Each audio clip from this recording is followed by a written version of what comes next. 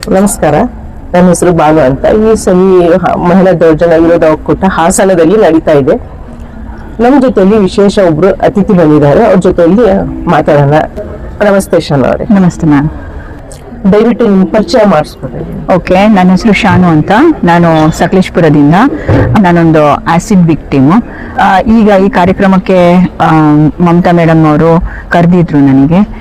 ಬಂದು ನಿಮ್ಮ ಏನು ನೀವು ಯಾವ ರೀತಿ ಸರ್ವೈವ್ ಆಗಿದ್ದೀರಾ ಅನ್ನೋದ್ರ ಬಗ್ಗೆ ಒಂಚೂರು ಹೇಳಿ ಅಂತ ಹೇಳಿಬಿಟ್ಟು.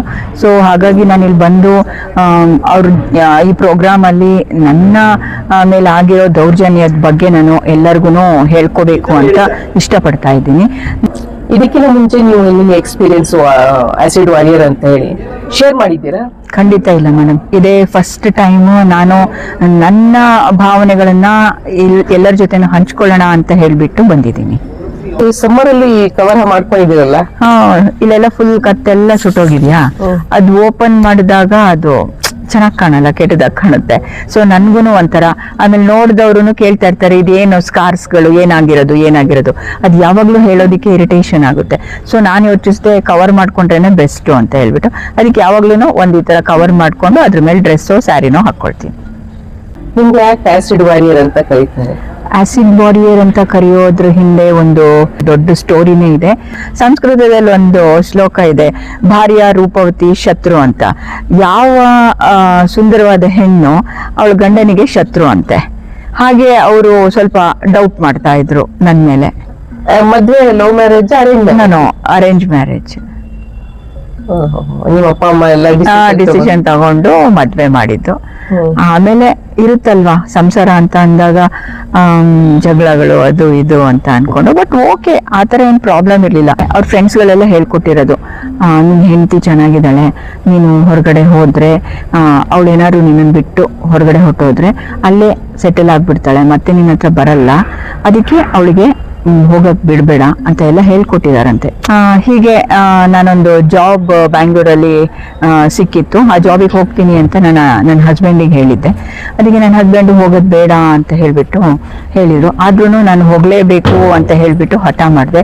ಸೊ ಅವ್ರೇನ್ ಮಾಡಿದ್ರು, ಈಗ ನಾನು ಜಾಬಿಗೆ ಹೋಗ್ಬಿಡ್ತೀನಲ್ಲ, ಬ್ಯಾಂಗ್ಳೂರ್ ಹೊಟ್ಟೋಗ್ತೀನಲ್ಲ ಸಕಲೇಶ್ಪುರ ಬಿಟ್ಟು ಅಂತ ಹೇಳ್ಬಿಟ್ಟು ಅವರು ಈವ್ನಿಂಗ್ ಬಂದು ಹೀಗೆ ಕ್ಯಾಶುವಲ್ ಆಗಿ ಮಾತಾಡ್ತಾ ಇದ್ರು. ಆಮೇಲೆ ನಾನು ಒಳಗಡೆ ರೂಮಲ್ಲಿ ಕೂತ್ಕೊಂಡು ಮೊಬೈಲ್ ನೋಡ್ತಾ ಇದ್ದೆ.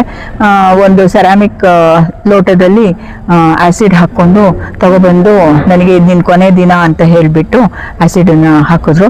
ಅದೊಂಥರ ಉಗುರು ಬೆಚ್ಚ ಇತ್ತು. ಸೊ ಅದು ನನಗೆ ಆಸಿಡ್ ಅಂತ ಗೊತ್ತಾಗಿಲ್ಲ. ನಾನು ಆಗಷ್ಟೇ ಒಂದು ಬ್ಲ್ಯಾಕ್ ಟೀ ಮಾಡಿಟ್ಟಿದ್ದೆ. ನಾನು ಅನ್ಕೊಂಡೆ ಬ್ಲ್ಯಾಕ್ ಟೀ ಏನೋ ಹಾಕ್ತಾ ಇದ್ದಾರೆ ಅಂತ ಅನ್ಕೊಂಡು. ಬಟ್ ಆಮೇಲೆ ನನಗೆ ಗೊತ್ತಾಯ್ತು ನನ್ನ ಬಟ್ಟೆಗಳೆಲ್ಲ ಹರಿದು ಕೆಳಗಡೆ ಬೀಳಕ್ ಸ್ಟಾರ್ಟ್ ಆಯ್ತು. ಸೊ ಆ ಟೈಮಲ್ಲಿ ನನಗೆ ಮೈ ಎಲ್ಲ ಉರಿ ಆಗ್ತಾ ಇತ್ತು. ಸೊ ಕಿರುಚ್ಕೊಂಡೆ ನಾನು. ಅಕ್ಕಪಕ್ಕದವರೆಲ್ಲ ಬಂದು ನನಗೆ ಹಾಸ್ಪಿಟ್ಲಿಗೆ ಕರ್ಕೊಂಡು ಹೋದ್ರು. ಆಮೇಲೆ ಅಲ್ಲಿ ಆಗಲ್ಲ, ತುಂಬಾ ಸುಟ್ಟೋಗಿದೆ ಅಂತ ಹೇಳಿದ್ರು. ಸಕಲೇಶ್ಪುರ ಹಾಸ್ಪಿಟ್ಲಲ್ಲಿ ಒಂದು ಫಸ್ಟ್ ಏಡ್ ಕೊಟ್ರು.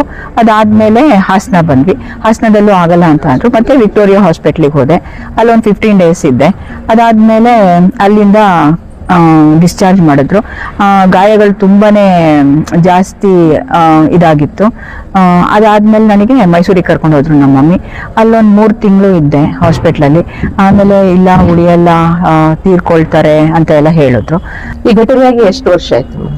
2013ರಲ್ಲಿ 21/2/2013ರಲ್ಲಿ ಅವ್ರು ನನಗೆ 6 ಗಂಟೆಗೆ, ಸಂಜೆ 6 ಗಂಟೆಗೆ ಆಸಿಡ್ ಹಾಕಿದ್ದು. ಅದು ಆಸಿಡ್ ಹಾಕಿದ್ಮೇಲೆ ಎಷ್ಟು ವರ್ಷ ತಗೊಂತೀನಿ ನಿಮ್ಗೆ ಟ್ರೀಟ್ಮೆಂಟ್? ಒಂದು 5 to 6 years ಬೇಕಾಯ್ತು ನನಗೆ. ಆಮೇಲೆ ನಾನೆಲ್ಲ ಸರ್ಜರೀಸ್ ಗಳನ್ನ ಮಾಡಿಸ್ಕೊಂಡೆ. ಬಾಡಿಲೆಲ್ಲ ಕೆಲವೊಂದ್ ಕಡೆ ಎಲ್ಲ ಗ್ರಾಫ್ಟಿಂಗ್ ಮಾಡಿದ್ದಾರೆ. ಚರ್ಮನ ತೆಗೆದ್ಬಿಟ್ಟು ಹಾಕೋದು, ಅದಕ್ಕೆ ಗ್ರಾಫ್ಟಿಂಗ್ ಅಂತ ಹೇಳ್ತಾರೆ. ಆತರ ಎಲ್ಲ ಕಡೆನೂ ಕತ್ತಿಗೆ, ಕಾಲಿಗೆ, ಹೊಟ್ಟೆಗೆ ಎಲ್ಲ ಮಾಡಿದ್ದಾರೆ. ಅವ್ರು ಬಂದ್ಮೇಲೆ ಅವರು ನಾನು ತುಂಬಾ ತಪ್ಪು ಮಾಡಿದೀನಿ ರಿಪೆಂಟೆನ್ಸ್ ಏನು ಫೀಲ್ ಮಾಡ್ಕೊಂಡಿಲ್ಲ ಅವರು? ಖಂಡಿತ ಇಲ್ಲ. ಇವಾಗ್ಲೂ ಇಲ್ಲ? ಈಗ್ಲೂ ಇಲ್ಲ. ಆಸಿಡ್ ಇನ್ಸಿಡೆಂಟ್ ಆದ್ಮೇಲೆ ಎಜುಕೇಶನ್ ತಗೋಬೇಕು ಅಂತ ನಿಮ್ಗೆ ಬಂತ ಮನ್ಸಿನಲ್ಲಿ? ಖಂಡಿತ. ನಂದು D.Ed ಆಗಿತ್ತು. B.Ed ಮಾಡ್ಕೊಂಡಿದ್ದೆ, ಇನ್ನೇನು MA ಮಾಡ್ಕೋಬೇಕು ಅಂತ ಅನ್ಕೊಂಡಿದ್ದೆ. ಅಷ್ಟರಲ್ಲಿ ನಮ್ಮನೆಯವರು ಆ್ಯಸಿಡ್ ಹಾಕ್ಬಿಟ್ರು. ಅದಾದ್ಮೇಲೂ ನನಗೆ ಓದಬೇಕು, ಓದಿ ನನ್ನ ಕಾಲ ಮೇಲೆ ನಾನು ನಿಂತ್ಕೋಬೇಕು ಅಂತ ಹೇಳ್ಬಿಟ್ಟು ನನಗೊಂದು ಆಸೆ ಇತ್ತು. ನಾನು ಆಮೇಲೆ MA ಮಾಡ್ಕೊಂಡೆ, ಬ್ಯಾಂಕ್ ಎಕ್ಸಾಮ್ ಎಲ್ಲ ಪಾಸ್ ಮಾಡ್ಕೊಂಡೆ.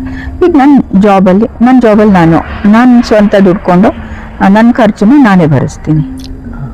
ವರ್ಕ್ ಎಲ್ಲಿ ಮಾಡ್ತೀರಾ? ನಾನು ವರ್ಕ್ ಬ್ಯಾಂಗ್ಳೂರಲ್ಲೂ ಮಾಡ್ತೀನಿ, ಆನ್ಲೈನ್ ಕ್ಲಾಸಸ್ ತಗೊಳ್ತೀನಿ. ಮತ್ತೆ ಸ್ಕೂಲ್ಸ್ಗಳಿಗೂ ಹೋಗ್ತಾ ಇದ್ದೆ. ಈಗ ಕಾಲು ನೋವಾಗುತ್ತೆ, ಅದು ನಿಂತ್ಕೊಂಡೇ ಪಾಠ ಮಾಡಬೇಕಲ್ವಾ, ಎಲ್ಲೂ ಕೂತ್ಕೊಂಡು ಪಾಠ ಮಾಡೋಕ್ಕಂತೂ ಯಾವ ಶಾಲೆಯಲ್ಲೂ ಬಿಡಲ್ಲ. ಸೊ ಹಾಗಾಗಿ ಈಗ ಸ್ಕೂಲ್ಗಳಿಗೆ ಹೋಗ್ತಾ ಇಲ್ಲ, ಆನ್ಲೈನ್ ಮಾಡ್ಕೊಳ್ತೀನಿ, ಮತ್ತೆ ಬ್ಯಾಂಕ್ ಕ್ಲಾಸಸ್ಗಳು ತಗೊಳ್ತೀನಿ. ಈಗ ನೀವು ಇಂಡಿಪೆಂಡೆಂಟ್ ಆಗಿ ನಿಮ್ ಖರ್ಚೆಲ್ಲ ನೀವೇ ನೋಡ್ಕೊಂತೀರಾ? ಹೌದು, ಖಂಡಿತ. ನನಗೇನ್ ಬೇಕು ಅದು ನಾನ್ ದುಡ್ದಿದ್ದ ದುಡ್ಡಲ್ಲಿ ನಾನು ತಗೊಳ್ಳೋದು. ನನ್ನ ಹಸ್ಬೆಂಡ್ ಹತ್ರ ನಾನು ಒಂದು ಸಿಂಗಲ್ NPನೂ ಕೇಳಲ್ಲ. ಈಗ ಮಕ್ಕಳೆಲ್ಲ ಏನ್ ಮಾಡ್ತಾ ಇದ್ದಾರೆ? ನನ್ನ ಮಗಳು ಬ್ಯಾಂಗ್ಳೂರಲ್ಲಿ ವರ್ಕ್ ಮಾಡ್ತಾ ಇದ್ದಾಳೆ, ಆರ್ಕಿಟೆಕ್ಚರ್ ಆಫೀಸಲ್ಲಿ. ಮಗ BCA ಮಾಡ್ತಾ ಇದ್ದಾನೆ ರಾಮಯ್ಯದಲ್ಲಿ. ಅಲ್ಲೇ ಮನೆ ಮಾಡ್ಕೊಂಡಿದ್ದಾರೆ ಮಕ್ಕಳು. ರಜೆ ಸಿಕ್ದಾಗೆಲ್ಲ ಸಕಲೇಶ್ಪುರ ಬರ್ತಾರೆ. ಟೋಟಲಿ ಕರ್ನಾಟಕದಲ್ಲಿ ನಮ್ಮ ಆಸಿಡ್ ವಾರಿಯರ್ಸ್ ಎಷ್ಟಿದೆ? 102 ಜನ ಇದ್ದಾರೆ ಅಂತ ಹೇಳ್ತಾ ಇದ್ದಾರೆ. ನಮಗೆ 49 ಜನ ಮಾತ್ರ ಸಿಕ್ಕಿದ್ದಾರೆ. ಈಗ ಕೌಂಟಿಗೆ ಇರೋದು ನಾವು 49 ಜನ. ಇನ್ ಬಾಕಿಯವರಿಗೆ ನಾವು ಗೌರ್ಮೆಂಟ್ ಇಂದ ಹುಡುಕ್ತಾ ಇದ್ದಾರೆ, ಎಲ್ಲೆಲ್ಲಿದ್ದಾರೆ ಏನೇನು ಅಂತ ಹೇಳ್ಬಿಟ್ಟು. ಅವರು ಸಿಕ್ಕಿದ ತಕ್ಷಣ ಮತ್ತೆ ನಮ್ಮ ಗ್ರೂಪಿಗೆ ಸೇರಿಸ್ಕೊಳ್ತಾರೆ. ನಮ್ ಜೊತೆ ಸುಮಿತ್ರಾ ಮೇಡಮ್ ಅಂತ ಒಬ್ರು ಲಾಯರ್ ಇದ್ದಾರೆ. ಅವ್ರ ಥ್ರೂ ನಾವು ಏನಾದ್ರು ಮೀಟಿಂಗ್ಸ್ ಇದ್ರೆ ಅವ್ರ ಥ್ರೂ ಬರ್ತೀವಿ, ಮೀಟಿಂಗ್ಸ್ ಎಲ್ಲ ಮಾಡ್ತೀವಿ. ಕರೀತಾರೆ ನಮಗೆ ಏನಾದರೂ ಮನೆ ಕೊಡೋ ವಿಷಯದಲ್ಲಿರ್ಬೋದು. ಮತ್ತೆ 5 ಲಕ್ಷ ಕೊಟ್ಟಿದ್ದಾರೆ ನಮಗೆ ಗೌರ್ಮೆಂಟಿಂದ, ಅದ್ರ ಬಗ್ಗೆ ಮಾತಾಡಕ್ಕೆ ಆ ಥರ ಎಲ್ಲ ಕರೀತಾರೆ. ಇಲ್ಲಿ ತನಕ ನೀವು ಯಾರ ಹತ್ರನ ಹಂಚ್ಕೊಂಡಿರ್ಲಿಲ್ಲ? ಖಂಡಿತ ಇಲ್ಲ. ಇಲ್ಲಿ ಬಂದ್ಮೇಲೆ ನಮ್ ಜೊತೆ ಎಲ್ಲ ಹಂಚ್ಕೊಂಡಿದ್ಮೇಲೆ ಹೆಂಗ್ ಅನ್ಸುತ್ತೆ ನಿಮ್ಗೆ? ಖುಷಿ ಆಗ್ತಿದೆ. ಯಾಕೆ ಅಂತ ಅಂದ್ರೆ ನಮಗಾಗಿದ್ದ ಸಿಚುವೇಶನ್ಸ್ ಮತ್ತೆ ಬೇರೆ ಯಾವುದೇ ಹೆಣ್ಮಕ್ಳಿಗೂ ಆಗ್ಬಾರ್ದು. ಮತ್ತೆ ಆತ್ಮಸ್ಥೈರ್ಯ ಅನ್ನೋದನ್ನ ಯಾವತ್ತೂ ಹೆಣ್ಮಕ್ಳು ಕಳ್ಕೋಬಾರ್ದು ಅಂತ ನಾನು ಅವ್ರಿಗೆ ಹೇಳ್ತೀನಿ. That's great. ಇಲ್ಲಿ ತನಕ ನಿಮ್ ಜೀವನದ ಕಥೆ ಎಲ್ಲ ಹಂಚ್ಕೊಳ್ಳೋದಕ್ಕೋಸ್ಕರ ನಮ್ ಜೊತೆಯಲ್ಲಿ ತುಂಬಾ ಧನ್ಯವಾದ. ನಿಮ್ಗೂ ಧನ್ಯವಾದ.